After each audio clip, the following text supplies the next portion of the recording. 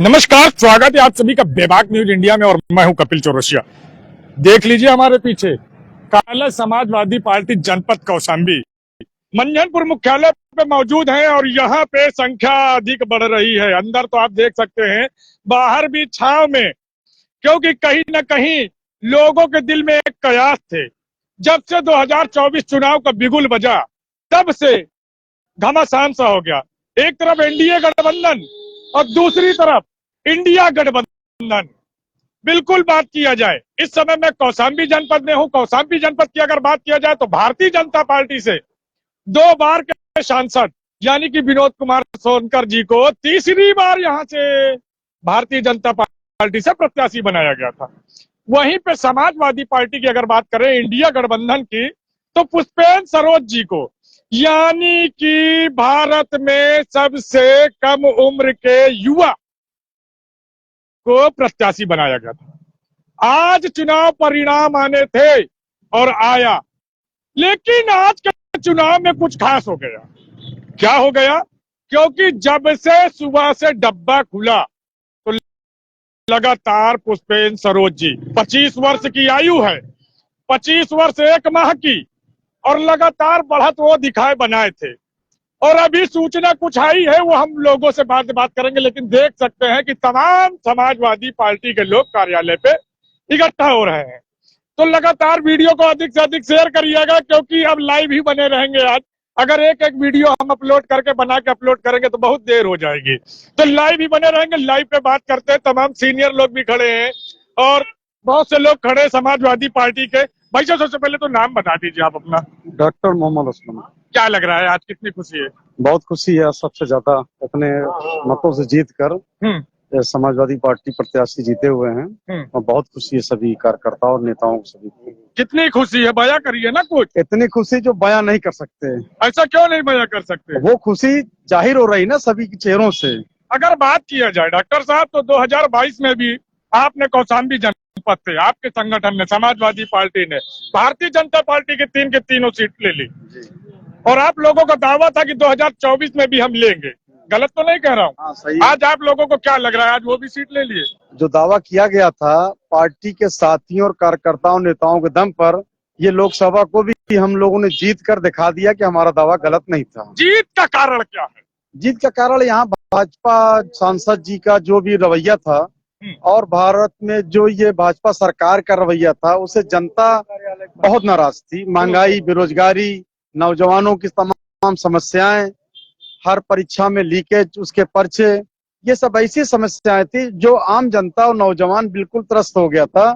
और उसी का ये एक अंडर करंट था जो जनता ने वहां पर यहाँ और पूरे प्रदेश में भी और पूरे देश में उसका रिजल्ट दिया। क्या लग रहा है आपकी, कहीं ना कहीं 2022 विजेता और 2024 को भी क्या रणनीति लेके उतरते हैं आप लोग?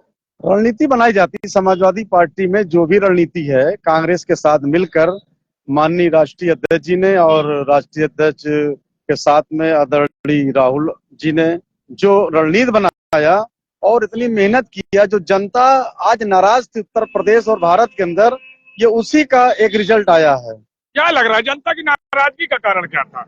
इधर इधर देखिए, इधर आ जाइए कैमरामैन साहब, क्योंकि ट्रैफिक जाम नहीं होने देंगे। ये बताइए। यहाँ पर जो है 18 साल से लेकर के 35 साल का नौजवान बेरोजगारी को लेकर के, क्योंकि उसको नहीं समझ में आ रहा था कि आखिर जो है ये लोग हमको नौकरी देंगे भी कि नहीं देंगे, इसी को लेकर के बिल्कुल आक्रोश के साथ और इनके अहंकार को तोड़ने के लिए कैसा किया है।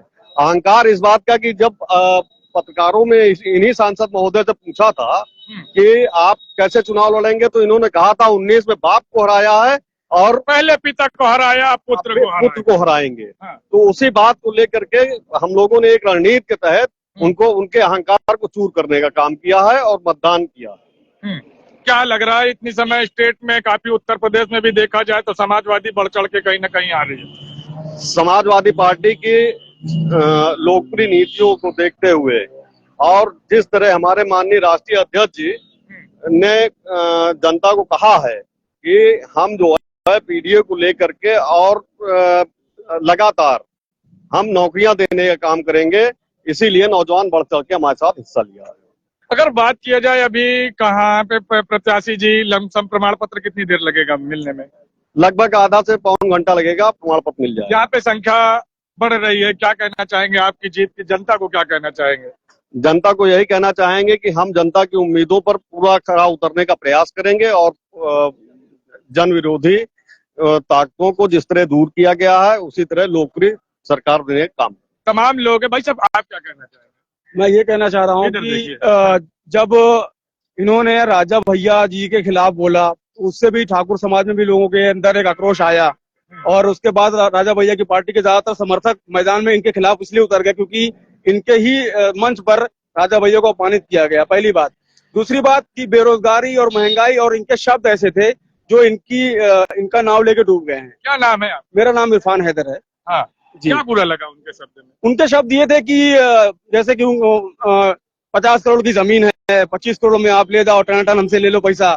इस तरह के उनके बहुत सारे शब्द थे। बनारस जब वो गए थे तो बनारस में उन्होंने कहा था कि पंडित समाज बनिया हो, सैयद हो गया और ठाकुर समाज पठारी हो गया। तो इससे भी लोगों में आक्रोश था।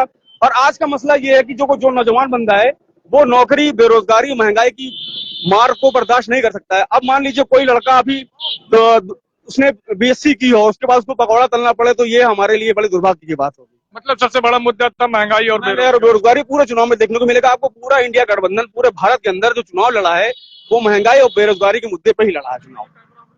अच्छा, इसमें बड़े बड़े दिग्गज जैसे स्मृति ईरानी जैसे लोग हार गए हैं चुनाव। ऐसा जी, तो यही आपके जीत का कारण था? बिल्कुल, हमारे जीत का कारण यही था कि महंगाई बेरोजगारी पर उन्होंने चुनाव लड़ा है, उसको इन्होंने। अगर बात किया जाए तो सन 2022 में कौशाम्बी की तीनों सीटें चली गई और 2024 का भी ऐसा ही लगता है। असल में 2014 जब से भारतीय जनता पार्टी की सरकार आई केंद्र में और प्रदेश में दोनों आई, तब से इन्होंने किसी ऐसा कोई काम नहीं किया जिससे जन का कोई काम हो सके। यानी नौकरी नहीं दिया लोगों को। महंगाई, अभी आप देखिए चुनाव अभी परसों खत्म हुआ है और आज काउंटिंग हो रही है और आपका अमूल दूध का 2 रुपए बढ़ा दिया गया है, टोल टैक्स बढ़ा दिया गया। तो ये महंगाई की मार है, आदमी कहाँ तक बर्दाश्त करेगा। तो सबसे बड़ा यही था, सबसे बड़ा मुद्दा यही है। और आम जनमानस क्या लगता है एक समझ लीजिए कि एक स्तंभ थे विनोद सोनकर जी यहाँ पे। 2 बार से यहाँ 2 पंचवर्षीय से सांसद थे। कुंडा विधानसभा, बाबागंज विधानसभा से वहां से चुनाव जीत के आए थे। लेकिन ये 2024 की बात किया जाए तो एक महज कम उम्र के लड़के 25 साल के। ये हमारे लिए सौभाग्य की बात होगी। हमारा जो सांसद है वो हमारा छोटा भाई है, क्योंकि मेरी उम्र 30 साल है और मेरे छोटे भाई की उम्र 25 साल है।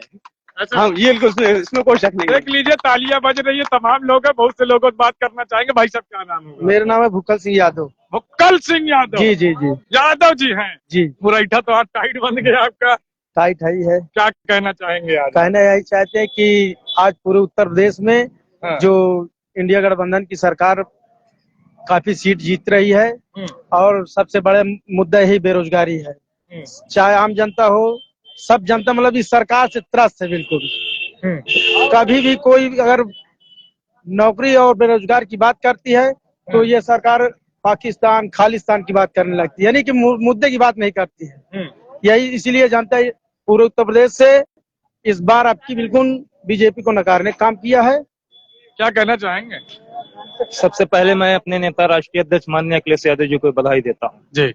नेताजी के बाद हिंदुस्तान में अगर दूसरा कोई नेता पैदा हुआ है तो वो अखिलेश यादव जी। उनकी नीतियां पूरे उत्तर प्रदेश में भारतीय जनता पार्टी के जो जुमलेबाज लोग थे, नफरत वाले लोग थे, इंसानियत के दुश्मन थे, इसको कौशाम्बी की जनता नहीं बल्कि उत्तर प्रदेश की जनता ने इन्हें भगाने का काम किया है। और 2024 का चुनाव ये भारतीय जनता पार्टी के ताबूत पे आखिरी कील ठोकने का काम हुआ है।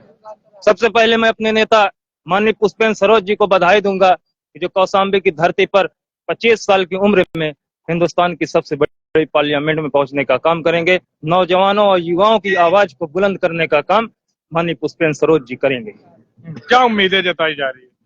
उम्मीदें ये जताई जा रही हैं कि जो भारतीय जनता पार्टी के सांसद थे विनोद सोनकर जी, इन्होंने जमीनों पे कब्जा किया, इन्होंने एक विशेष वर्ग को बढ़ावा दिया।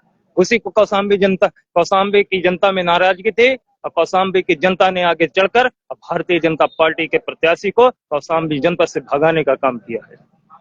तो लगातार आप लोग लाइव पे बने रहिएगा, क्योंकि अभी बहुत कुछ दिखाना है और बहुत कुछ सुनाना है, और जो भी दिखाएंगे लाइव दिखाएंगे और जो भी सुनाएंगे लाइव सुनाएंगे। क्योंकि लाइव देखिए ज्यादा अच्छा रहेगा। और एक बार कैमरामैन साहब जरा पीछे घुमा दें, कितने लोग हैं जो इंतजार कर रहे हैं। और अभी फिर से क्योंकि आप लोगों को पता है कि गर्मी चरम पे है, धूप डबडबा रही है, और बात किया जाए तो कहीं ना कहीं जिस मोबाइल से लाइव किया जा रहा है ना, मोबाइल भी चरचरा रहा है, गर्म होकर ये भी हैंग कर जा रहा है। तो कहीं ना कहीं अगर बात किया जाए तो तमाम आप लोगों को नई जानकारी भी मिलने वाली है। आप देखें कितनी ढेर सारी जनता है, और बहुत से लोगों से बहुत सी बातें हम करेंगे और बहुत सी चीजें दिखाएंगे, क्योंकि समाजवादी पार्टी के कार्यालय के पास हम खड़े हैं और अभी कुछ ही देर में यहाँ पे समाजवादी पार्टी के वरिष्ठ नेता लोग भी आ रहे हैं। तो बने रहिएगा, क्योंकि मोबाइल ठंडा होने का इंतजार कर रहे हैं। हम अपने आप को ठंडा होने का नहीं कह रहे हैं, हम मोबाइल ठंडा होने का इंतजार कर रहे हैं, और जल्द आप लोगों के सामने लाइव पेश हो रहे हैं। तो आप लोग भी अपनी राय जरूर दें कमेंट्स के माध्यम से। वीडियो पसंद आई हो तो चैनल को सब्सक्राइब करें। जय हिंद, जय भारत, भारत माता की जय।